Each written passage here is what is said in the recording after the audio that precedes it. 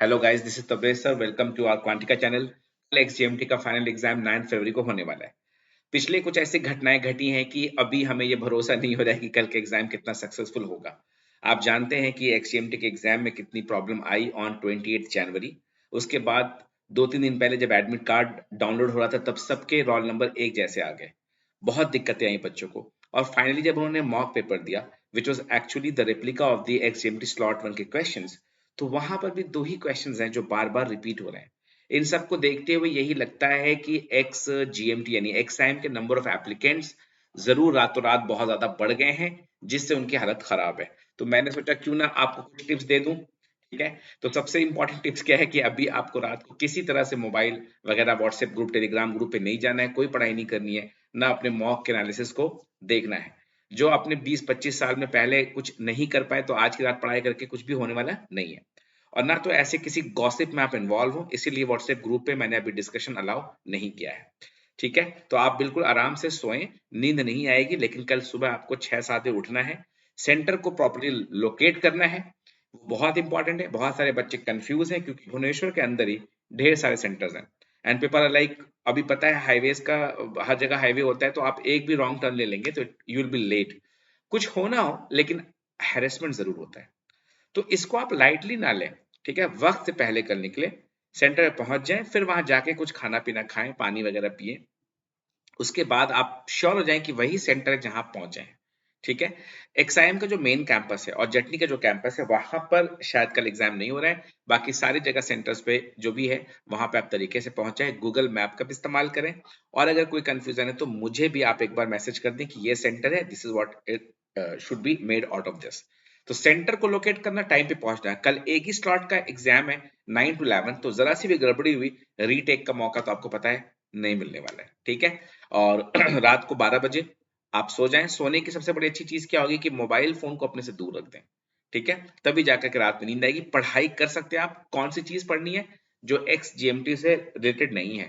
ठीक है। हिंदी या इंग्लिश के आप नॉवल पढ़ें, आपको अच्छी नींद आएगी।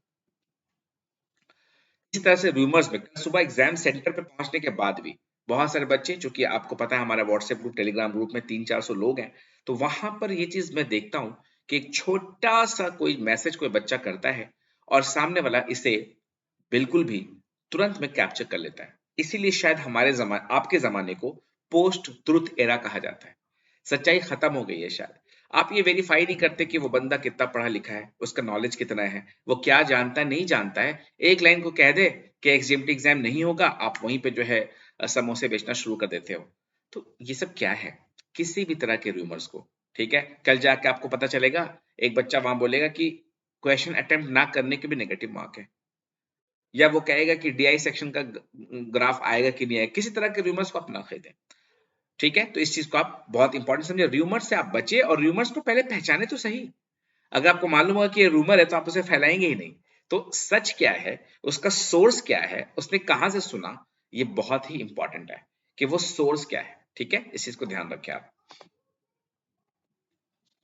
बी थिक स्किन, ये चीज है कि अगर जैसे पिछले एग्जाम में हुआ, यानी 28 जनवरी को हुआ, कि कभी भी कोई सिचुएशन आता है, एक अच्छे मैनेजर की पहचान ये होती है कि उसे बहुत अच्छे से वो हैंडल करता है।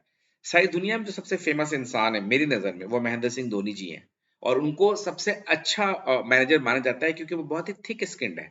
थिक स्किन का मतलब ये होता है छोटी मोटी चीजों का आप पे क्या असर पड़ता है। आप इसका दूसरा वर्ड समझ सकते हैं, over reactive. Do not be reactive in any situation, be responsive rather. So आपको समझना है कहाँ पे मुझे रिएक्ट करना है, कहाँ रिस्पॉन्स करना है। ठीक है।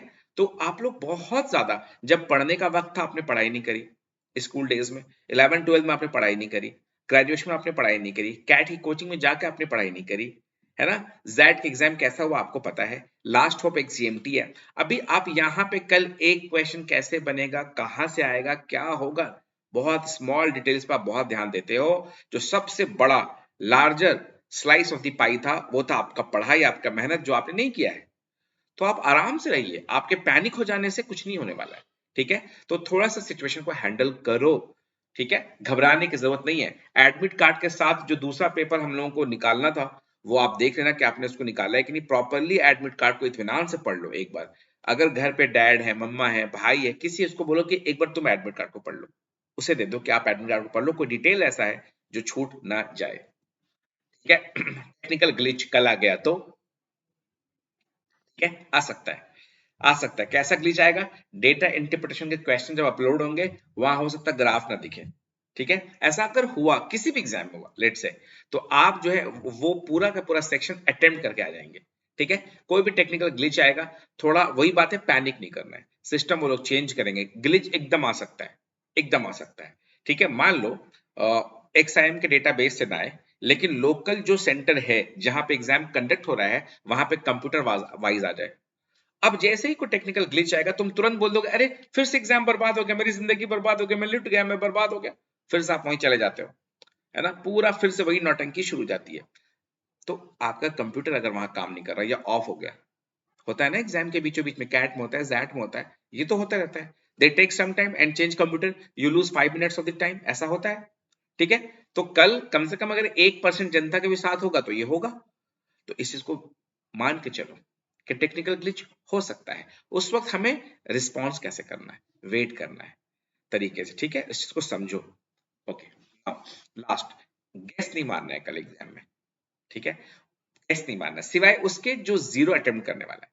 अगर कोई बच्चा कल एग्जाम में जीरो अटेम्प्ट करने वाला है, यानी इसको पता है कि मुझसे क्वांट्स के एक भी क्वेश्चन नहीं बनने वाले, तो ऐसे केसेस में वो गेस करेगा। क्या गेस करेगा? कि वो पहले 10 क्वेश्चन में ऑप्शन 2 को टिक करेगा और बाद के 10 क्वेश्चन में ऑप्शन 3 को टिक करेगा। तो वो क्या होगा, नेगेटिव मार्क अवॉइड हो जाएगा। ठीक है, जब भी आप गेस करें ब्लॉक्स में करें। मान लीजिए कि क्वांट में किसी बच्चे ने 10 क्वेश्चन अटेम्प्ट किया और उसको अब बाकी 10 क्वेश्चन में गेस मारना है, तो ब्लॉक्स में मार सकते हो। क्वेश्चन में 11 to 15 में ब्लॉक में मारो और एक ही ऑप्शन को टिक करो। नाउ अभी मेरे पास वक्त नहीं इसको समझाने का, ये प्रोबेबिलिटी डिस्ट्रीब्यूशन चार्ट से समझाया जा सकता है कि अगर आप एक ही ऑप्शन को टिक मारेंगे, यानी क्वेश्चन में 11, 12, 13, 14, 15 लगातार आप ऑप्शन 3 मारेंगे या लगातार आप ऑप्शन 2 मारेंगे, तो it might go in your favour. इसमें आपको कभी भी नुकसान नहीं होगा। ये तब होगा जब आप क्वेश्चन को ब्लॉक्स में छोड़ रहे हैं। फॉर एग्जाम्पल, एक बच्चे का जीके एकदम वीक है, 35 क्वेश्चन आ गए जीके में और ईक्यू में, तो ईक्यू के 20 क्वेश्चन आपने कर दिए, जीके के 15 क्वेश्चन आपने नहीं किए। तो 15 के 15 क्वेश्चन में आप ब्लॉक बना लें 5-5-5 का, ऑप्शन 2, ऑप्शन 3, ऑप्शन 4 मार दें।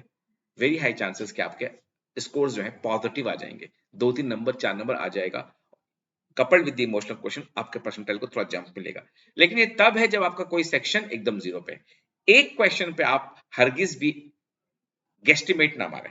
एक क्वेश्चन पे, फॉर एग्जांपल, आपने क्वांट्स में आप एक क्वेश्चन कर रहे हो, क्वेश्चन नंबर 1 आपने किया, क्वेश्चन नंबर 2 पे गेस मारा, क्वेश्चन नंबर 3 आपने किया, क्वेश्चन नंबर 4 पे गेस मारा।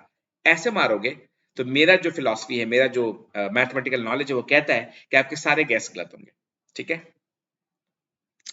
चलिए, तो शायद इतनी सी सारी बातें थी और मेरी तरफ से तो ऑल द बेस्ट। आप सबने क्वांटिका पे पूरा भरोसा किया, हमारे यूट्यूब वीडियोस को देखा, उसे सराहा, पसंद किया, हमारे मॉक्स को आपने लिया, उससे प्रैक्टिस किया। ठीक है, अब ये पिछले बार तो हमारे मॉक्स से क्वेश्चन आ गए थे, इस बार भी आ सकते हैं, क्योंकि उनका कॉमन डेटाबेस होता है। क्वेश्चंस वो कहाँ से डालते हैं इसका अंदाजा हम सबको है। लेकिन आप कल आराम से जाएं, क्वांट्स का लेवल थोड़ा इंप्रूव हो सकता है। मेरे वीडियोस आपने देखे हैं यूट्यूब में, वहां पे मैंने थोड़ा सा आपको आइडिया दिया है किस तरह से क्वांट हैंडल करना है। इंग्लिश में अच्छे से अटेम्प्ट करना है। वर्बल और ईक्यू वाला जो सेक्शन है उसका कट ऑफ हाई जाएगा, डीआई का कट ऑफ कम रहेगा, चाहे वो जितना भी आसान आ जाए, और आपको दिक्कत डीआई के कट ऑफ क्लियर करने में होगी। ठीक है, thank you and all the best everyone. Thank you, thanks a lot.